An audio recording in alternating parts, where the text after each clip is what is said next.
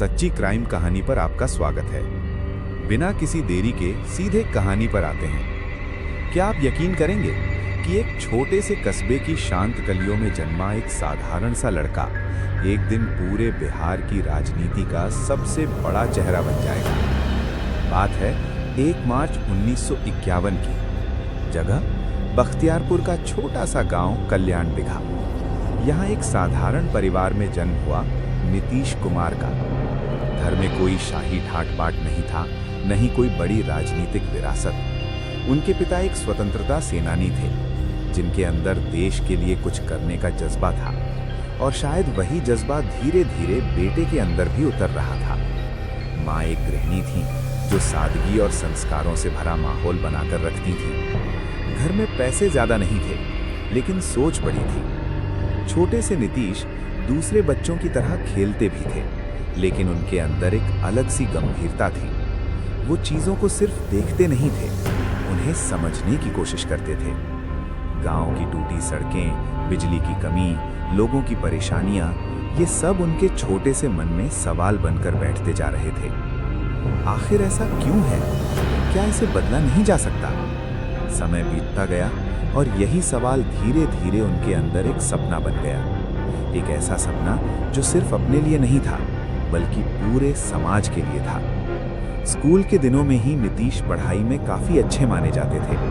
शांत स्वभाव, कम बोलने वाले, लेकिन अंदर से बेहद मजबूत। उन्हें दिखावा पसंद नहीं था, और यही सादगी आगे चलकर उनकी पहचान बनने वाली थी। किसी को भी उस समय अंदाजा नहीं था कि यही शांत सा लड़का आने वाले समय में बिहार की दिशा बदलने का दावा करेगा। लेकिन हर बड़ी कहानी की तरह इस कहानी की भी शुरुआत बहुत साधारण थी। एक छोटा सा घर, कुछ बड़े सपने, और एक ऐसा लड़का जो हालात से समझौता करना नहीं जानता था। यहीं से शुरू होती है नीतीश कुमार की असली कहानी। समय आगे बढ़ रहा था, और साथ ही आगे बढ़ रहा था एक ऐसा लड़का जिसके सपने अब धीरे धीरे आकार लेने लगे थे। नीतीश कुमार की अब स्कूल की पढ़ाई पूरी हो चुकी थी, और जिंदगी एक नए मोड़ पर खड़ी थी। परिवार की उम्मीदें साफ थीं। अच्छी पढ़ाई करो, एक अच्छी नौकरी करो, और एक स्थिर जिंदगी जियो। नीतीश ने भी यही रास्ता चुना। उन्होंने इंजीनियरिंग की पढ़ाई के लिए कदम बढ़ाया और पहुंचे बिहार कॉलेज ऑफ इंजीनियरिंग। यहीं से उनकी जिंदगी ने एक नया रूप लेना शुरू किया। किताबें, क्लास, परीक्षा, सब कुछ ठीक चल रहा था, लेकिन उनके अंदर कुछ और भी चल रहा था। जब बाकी छात्र सिर्फ अपने करियर के बारे में सोच रहे थे, नीतीश का ध्यान अक्सर बाहर की दुनिया पर चला जाता था। देश में क्या हो रहा है, समाज किन समस्याओं से जूझ रहा है, ये सवाल उन्हें बेचैन करने लगे थे। इंजीनियरिंग पूरी हुई, और जैसा तय था, उन्हें एक नौकरी भी मिल गई। अब जिंदगी पूरी तरह सेट लग रही थी। एक सुरक्षित भविष्य, एक तय रास्ता। लेकिन यहीं पर आया उनकी जिंदगी का सबसे बड़ा मोड़। नौकरी करते हुए भी उनका मन कहीं और भटकता रहता था। ऑफिस की 4 दीवारों के बीच उन्हें वो संतोष नहीं मिल रहा था जिसकी उन्हें तलाश थी। उन्हें लगने लगा, क्या मैं सिर्फ अपनी जिंदगी के लिए बना हूं, या मुझे कुछ बड़ा करना चाहिए? और तभी देश में एक बड़ी लहर उठी, एक आंदोलन जिसने हजारों युवाओं की सोच बदल दी। इस आंदोलन का नाम था जेपी मूवमेंट, और इसके नेता थे जयप्रकाश नारायण। नीतीश कुमार भी इस लहर से खुद को रोक नहीं पाए। उनके अंदर जो सवाल बचपन से पल रहे थे, अब उन्हें जवाब मिलने लगे थे। उन्हें समझ आ गया था, जिंदगी सिर्फ नौकरी करने के लिए नहीं है, बल्कि समाज को बदलने के लिए भी है। और बस यही उन्होंने एक ऐसा फैसला लिया जो उनकी पूरी जिंदगी बदलने वाला था। एक सुरक्षित नौकरी, एक आरामदायक जीवन, सब कुछ छोड़कर उन्होंने कदम रख दिया राजनीति की दुनिया में। एक ऐसी दुनिया जहां न कोई गारंटी थी, न कोई आसान रास्ता, लेकिन उनके पास था हिम्मत और बदलाव का जुनून। यहीं से शुरू हुआ नीतीश कुमार का असली संघर्ष। एक सुरक्षित नौकरी छोड़ देना आसान नहीं होता, लेकिन उससे भी मुश्किल होता है एक अनजान रास्ते पर चलना। नीतीश कुमार अब पूरी तरह राजनीति में उतर चुके थे, लेकिन यहाँ उनका स्वागत फूलों से नहीं, बल्कि संघर्षों से हुआ। न कोई बड़ा नाम, न कोई मजबूत पकड़, न ही कोई राजनीतिक विरासत। सिर्फ एक चीज थी, उनका जज्बा। 1970 का दशक। देश में राजनीतिक हलचल अपने चरम पर थी। जेपी मूवमेंट ने युवाओं के अंदर आग जला दी थी। नीतीश भी इस आंदोलन का हिस्सा बने, सड़कों पर उतरे, लोगों के बीच गए। उन्होंने पहली बार करीब से देखा जनता की असली परेशानियां, सिस्टम की कमजोरियां। यहीं से उनकी सोच और मजबूत हो गई। लेकिन आंदोलन खत्म हुआ और असली परीक्षा शुरू हुई। अब उन्हें खुद को साबित करना था। उन्होंने चुनावी राजनीति में कदम रखा। पहला चुनाव हार, दूसरा चुनाव फिर हार, तीसरी बार फिर निराशा। बार बार हार, बार बार कोशिश। कई लोग कहते ये रास्ता तुम्हारे लिए नहीं है, छोड़ दो ये सब। लेकिन नीतीश कुमार अलग थे। उन्होंने हार को अंत नहीं माना, बल्कि उसे सीख बना लिया। हर चुनाव के बाद वो और मजबूत होते गए। लोगों के बीच समय बिताना, उनकी समस्याओं को समझना और खुद को बेहतर बनाना, यही उनका तरीका बन गया। धीरे धीरे लोग उन्हें पहचानने लगे, एक ऐसे नेता के रूप में जो सिर्फ बातें नहीं करता बल्कि सुनता भी है। लेकिन अभी भी सफलता दूर थी। संघर्ष जारी था और रास्ता अभी लंबा। पर एक बात तय हो चुकी थी, ये आदमी हार मानने वालों में से नहीं है। और यही जिद आने वाले समय में उनकी सबसे बड़ी ताकत बनने वाली थी। यहीं से कहानी लेती है एक नया मोड़। संघर्ष, हार और लगातार कोशिश, इन्हीं 3 शब्दों के बीच नीतीश कुमार अपनी पहचान बना रहे थे। अब वो पहले जैसे नए चेहरे नहीं थे। लोग उन्हें जानने लगे थे। गांव-गांव में, छोटे छोटे जनसभाओं में लोग एक शांत, सादगी भरे नेता को देखने लगे थे, जो न ज्यादा बोलता था, न बड़े बड़े वादे करता था, लेकिन जो बोलता था वो सच्चा लगता था। यही उनकी सबसे बड़ी ताकत बनती जा रही थी। धीरे धीरे उनका नाम उन नेताओं में गिना जाने लगा जो ईमानदारी और साफ छवि के लिए जाने जाते हैं। और फिर आया वो समय जब उनकी मेहनत रंग लाने लगी। उन्होंने अपने राजनीतिक रिश्तों को मजबूत किया और जुड़ गए जनता दल यूनाइटेड। ये सिर्फ एक पार्टी ज्वाइन करना नहीं था, ये उनके करियर का टर्निंग पॉइंट था। अब उन्हें एक प्लेटफॉर्म मिल चुका था जहां से वो अपनी सोच और अपने काम को बड़े स्तर पर दिखा सकते थे। उनकी कार्यशैली, उनकी सादगी और जनता से जुड़ाव उन्हें बाकी नेताओं से अलग बना रहा था। धीरे धीरे उनका कद बढ़ने लगा। अब वो सिर्फ एक कार्यकर्ता नहीं थे, बल्कि एक उभरते हुए नेता बन चुके थे। लोगों में उनमें एक उम्मीद दिखने लगी थी, ये आदमी कुछ अलग कर सकता है। लेकिन असली परीक्षा अभी बाकी थी, क्योंकि आगे आने वाला समय उन्हें उस जगह ले जाने वाला था जहां से पूरे बिहार की दिशा बदल सकती थी। कहानी अब तेजी से आगे बढ़ने वाली थी। साल 2005। बिहार एक ऐसे मोड़ पर खड़ा था जहां लोगों के पास उम्मीद कम और निराशा ज्यादा थी। टूटी हुई सड़कें, बढ़ता अपराध, बेरोजगारी और हर तरफ एक ही सवाल, क्या बिहार कभी बदल पाएगा? इसी माहौल में एक नाम धीरे धीरे लोगों के दिलों में भरोसा बन चुका था, नीतीश कुमार। सालों का संघर्ष, लोगों के बीच बिताया गया समय और उनकी साफ छवि अब रंग ला रही थी। चुनाव हुए और जनता ने अपना फैसला सुना दिया।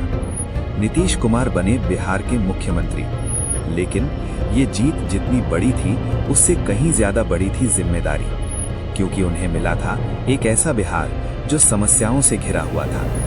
हर तरफ चुनौतियां थीं, कानून व्यवस्था कमजोर, विकास की रफ्तार धीमी, लोगों का सिस्टम पर भरोसा लगभग खत्म हो चुका था। ऐसे में किसी भी नेता के लिए ये कुर्सी आसान नहीं थी। लेकिन नीतीश कुमार ने शुरुआत से ही साफ कर दिया, ये सिर्फ सत्ता नहीं है, ये जिम्मेदारी है। उन्होंने बड़े बड़े वादे नहीं किए, बल्कि छोटे छोटे ठोस कदम उठाने शुरू किए। सबसे पहले उन्होंने सिस्टम को ठीक करने पर ध्यान दिया। अधिकारियों को जिम्मेदारी दी गई, काम में पारदर्शिता लाई गई। धीरे धीरे बदलाव के संकेत दिखने लगे। लोगों को लगने लगा शायद इस बार कुछ अलग हो रहा है। लेकिन ये तो बस शुरुआत थी, क्योंकि असली बदलाव अभी आना बाकी था और नीतीश कुमार अब रुकने वाले नहीं थे। कहानी अब तेजी से आगे बढ़ने वाली थी। मुख्यमंत्री बनने के बाद सबकी नजरें एक ही इंसान पर थीं, नीतीश कुमार। लोग इंतजार कर रहे थे कि क्या वाकई कुछ बदलेगा या ये भी बाकी वादों की तरह ही रह जाएगा। लेकिन नीतीश कुमार ने जो किया, उसने धीरे धीरे सबको चौंकाना शुरू कर दिया। उन्होंने सबसे पहले चुना एक ऐसा मुद्दा जो हर आम आदमी की जिंदगी से जुड़ा था, सड़क।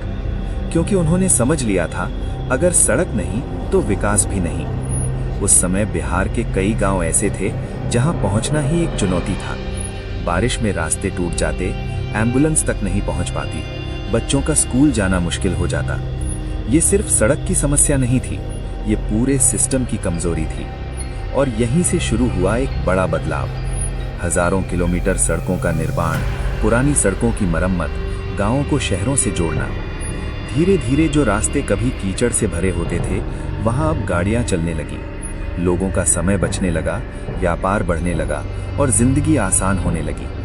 पहली बार लोगों को अपने आसपास बदलाव दिखने लगा।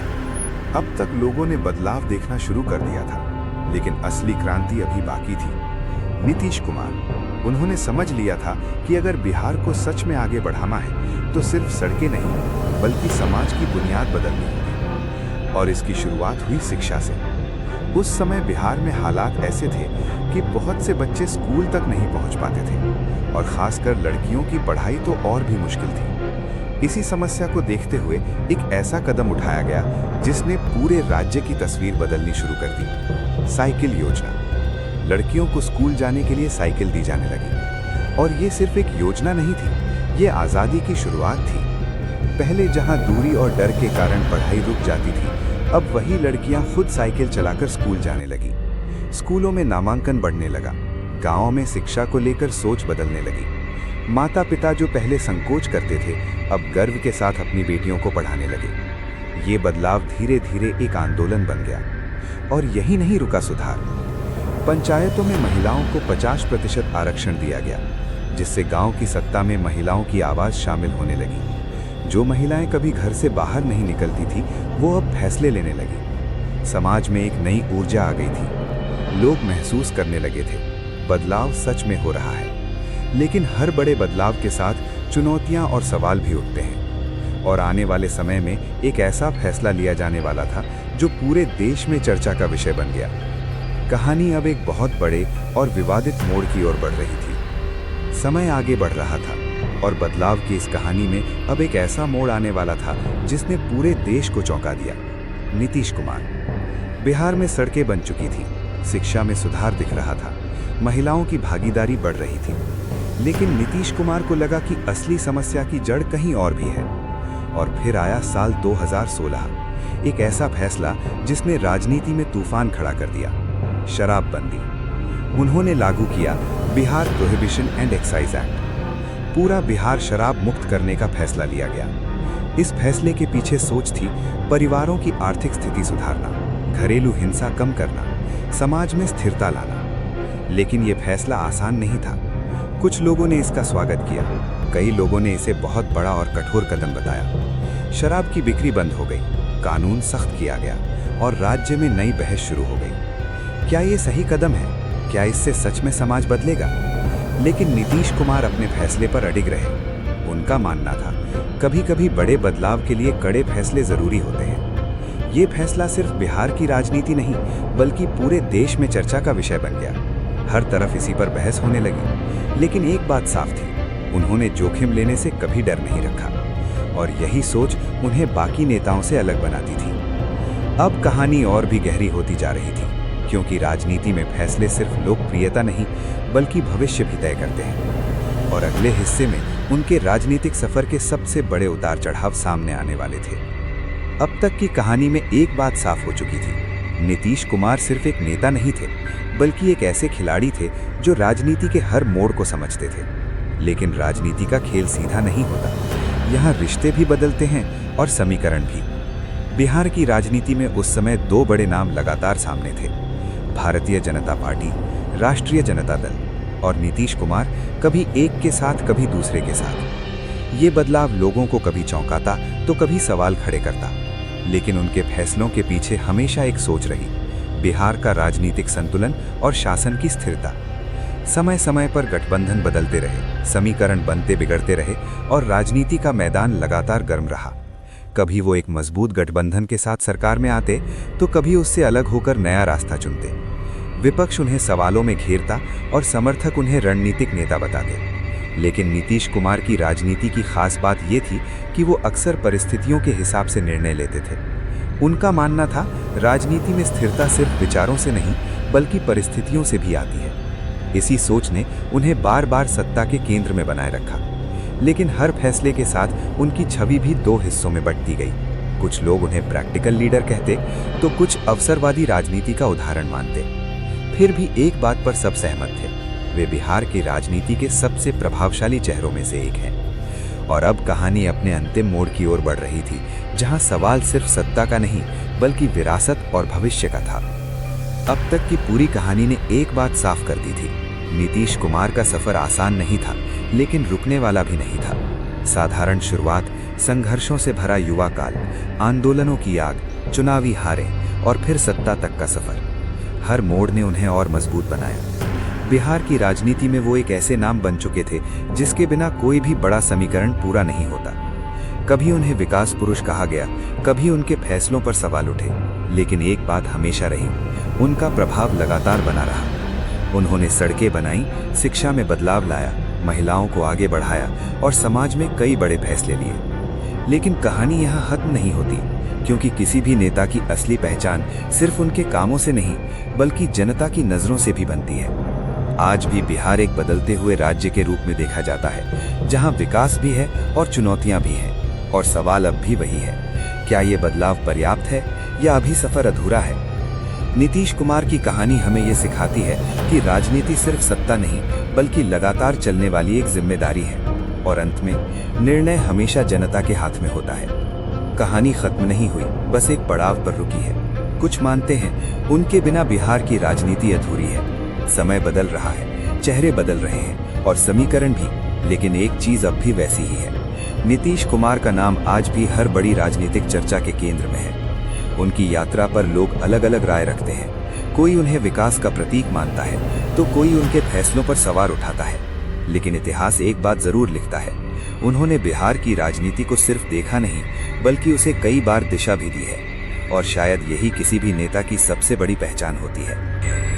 तो कहानी आपको कैसी लगी कमेंट बॉक्स में जरूर बताएं, और वीडियो अच्छी लगी हो तो चैनल को सब्सक्राइब जरूर कर लें ताकि मेरी कोई भी वीडियो आप मिस न करें। आप चैनल सब्सक्राइब करते हैं तो मेरा हौसला बढ़ता है। Thank you.